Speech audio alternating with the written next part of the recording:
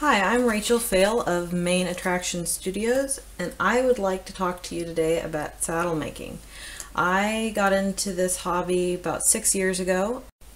I ordered a set from Rio Rondo. It was there a few days later, and I whipped it out in one afternoon and loved every minute of it. And I'm gonna start out by talking about patterns. You know, it seems like if you're a beginner, a pattern can be very intimidating. It was for me. You know, if you don't know your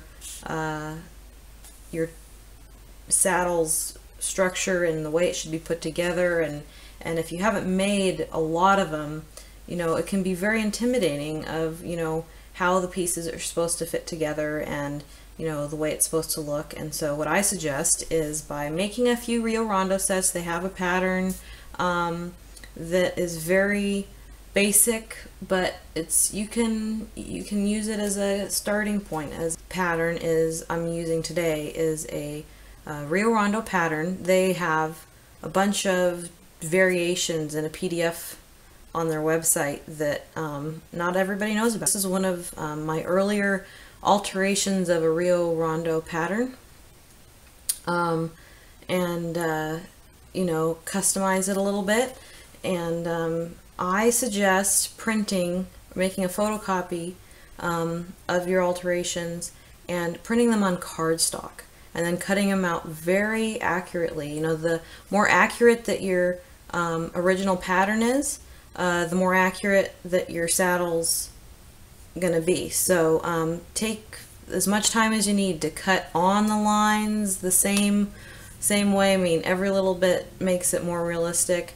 And I use at least a 10-pound cardstock, because the thicker the cardstock, the easier it is to trace around it. But if you don't want it to be too thick, because then your pen's not going to be able to get right up against the edge there. So I use just any kind of cardstock, preferably 10-pound or 25-pound cardstock. I have also made a couple patterns myself because I cover the pommel in tooling leather as well, which you're not going to find a pattern like that. That's what this is right here. You're not going to find that at Rio Rondo, but that's just something that you kind of learn as you go. And if you want to use a different kind of leather to cover the pommel of the saddle until you're more practiced at it, you can use Skiver, or you don't want to use any pig skin or anything like that they sell at Rio Rondo, because it's actually got a finish on it that prevents you from being able to dye it to match your saddle. So I order a very thin goat skin Skiver off of eBay, which looks like this. It takes, it's a much finer grain. You don't see as many hairs and things like that as you would in other animal skins. And it is very soft, very flexible, and you can get it to be the same color as your tooling leather if you want to do that, instead of using tooling leather on the pommel, which can be very frustrating in the beginning. So here I have everything traced out on a piece of tooling leather, and you know, you can see this crease right here.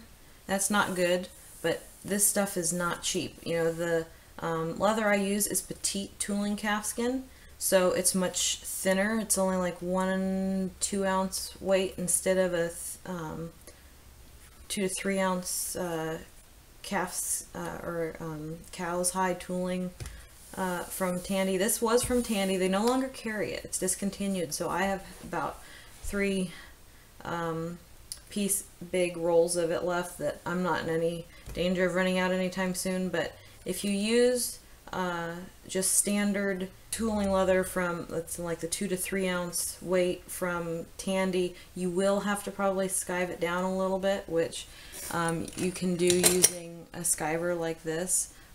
There's other methods. It's really frustrating. It can be very frustrating when you're a beginner, because it's just tedious, time consuming, and even if you're good at it, if you make one little mistake or if it goes wrong, you can cut through all your hard work and have to start over.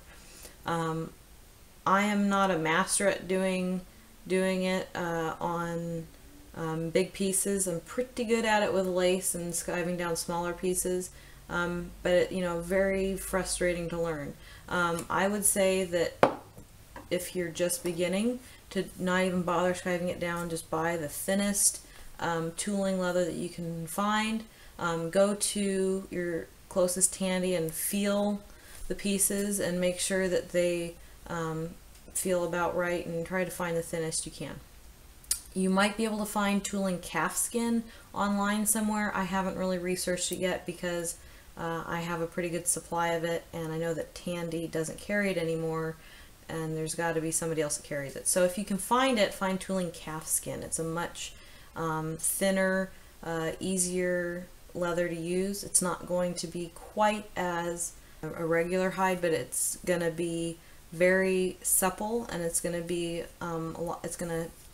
be a lot easier to deal with, especially from a beginner standpoint. So this crease right here, as you can see, is something that we don't want. You don't want to, I've done this on purpose to show you what you don't want to do. You don't want to trace something on the back without looking at the grain or smooth side of your leather, because this is not going to turn out very well. Which, don't get discouraged. If you trace all the stuff on one side and then flip it over and there's a big owie or something, just make sure that you trace a new one, and you haven't cut it out yet. It's not that much work invested, not that big of a deal.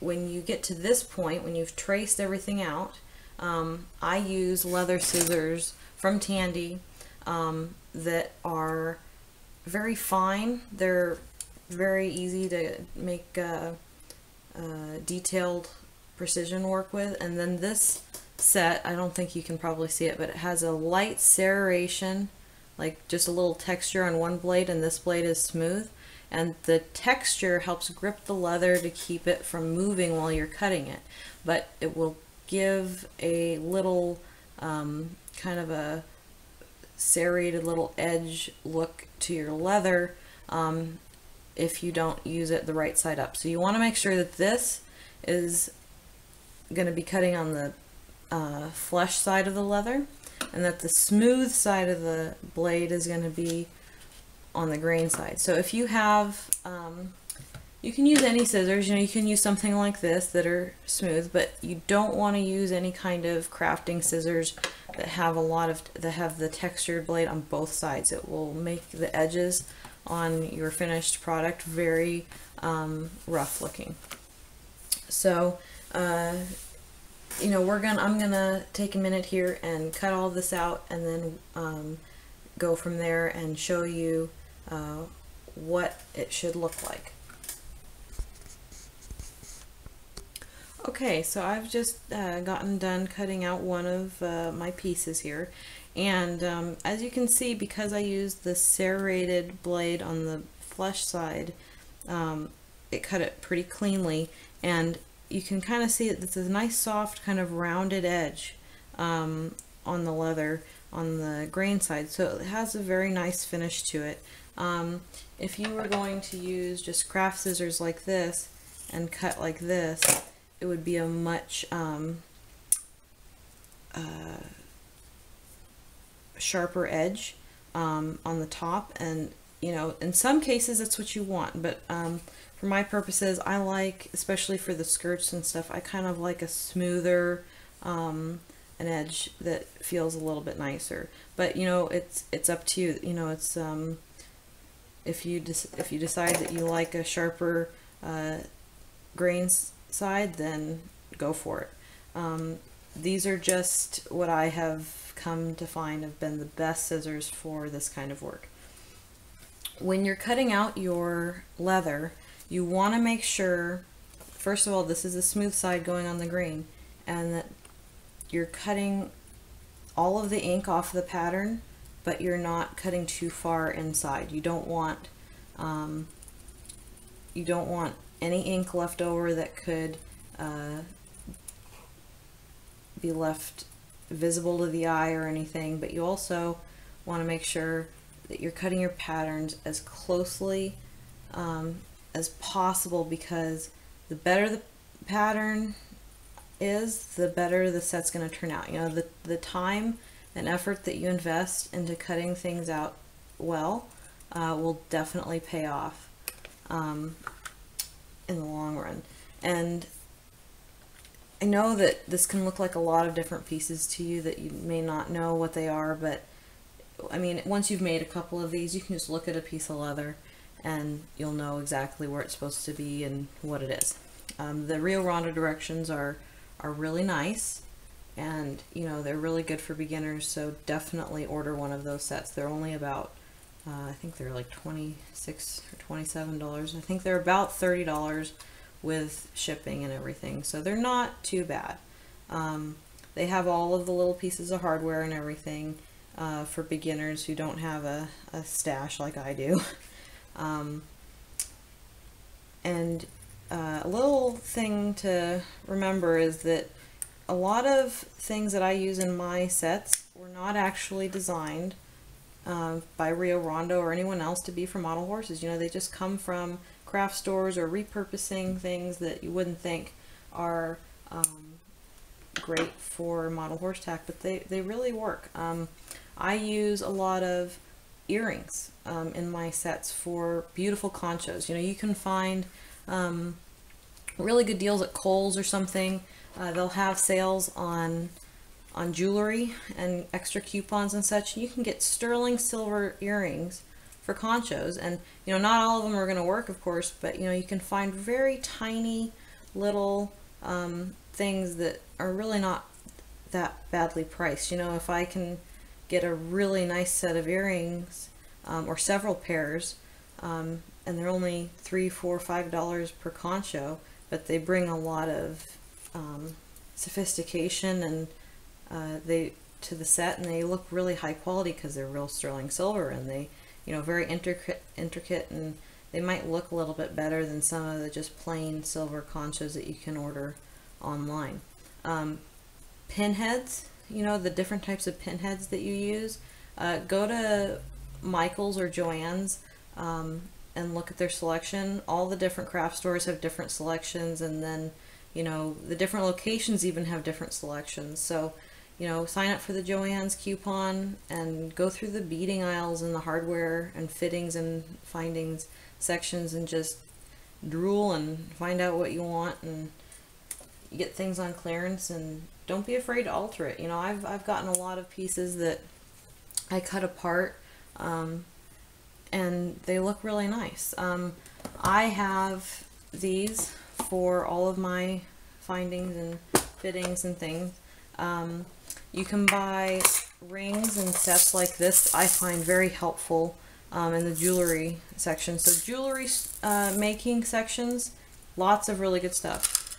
You can find little pinheads like this that are just very Western looking, you know, and they're not that expensive really, especially considering how many you really need for each set. You can never have enough little pieces of hardware, and I have several boxes of things like this with different pins, sterling pins for decoration. You want to make sure that you get a really good supply once you start, if you start really cranking out the sets of different buckles and different sizes from Rio Rondo.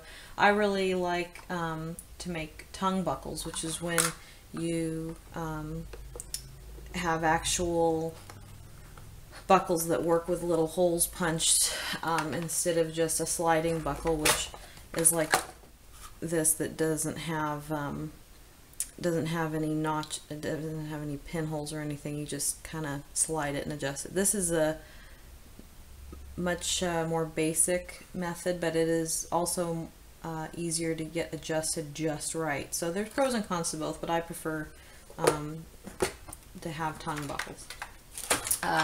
When you're punching tongue buckle holes, I don't suggest just getting a hole punch or anything like that. The holes are going to be too big, and you also can't just stick a needle or a pin through it, because what will happen is that the leather will just move apart and then kind of move back together when you take the pin out, and it'll be impossible to adjust. It is a 0.5 metal headed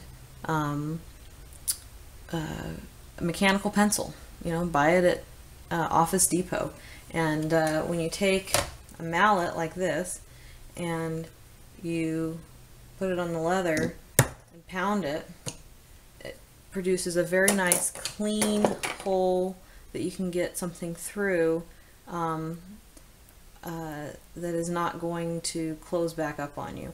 I also use writing pads as my base because you can pound into them, you can die over them, and you can just tear off a couple pages when they get all cut up, and then, you know, recycle the pages or whatever, and have a good stash of these. I buy them at Costco, so I buy like 10 of them for $9 or something like that, and they're really not expensive. And I just find that I don't have to have a pounding mat, and which, you know, if you have a pounding mat like this, it's going to have the possibility of leaving a little bit of texture once you've pounded it, whereas if you have a smooth piece of paper like this, it's not going to put any kind of pattern into your leather. So that's what I use to do pretty much most of my saddle work on. I also use one of these to skive leather and things on. It kind of raises it up, and you know, you can skive leather down with an X-Acto knife along the edge and still have room for your hand to work. If you tried to do it flat on the table, it would not work. You would just get very frustrated. You can't keep the blades at the right angle. So if you have an X-Acto knife that you can skive things down, it's a much easier process if you have all this space. Thank you for watching my video. I'm going to get started on the next tutorial very soon. Check out my Facebook page, Rachel Fail Model Horse Tack, Main Attraction Studios, for more photos and more about me.